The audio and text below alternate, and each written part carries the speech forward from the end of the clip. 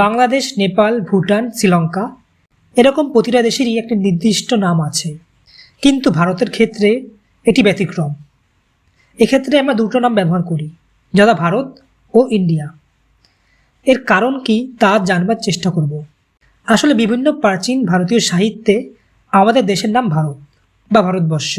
যেমন বিষ্ণুপুরাণ অনুযায়ী সমুদ্রের উত্তরে ও হিমালয় পর্বতের দক্ষিণে অবস্থিত দেশটির নাম ভারত, যেখানে ভরতের সন্তানরা বসবাস করে। এই ভরতের উল্লেখ পাওয়া যায় মহাভারতে পাণ্ডবদের পূর্বপুরুষ হিসাবে।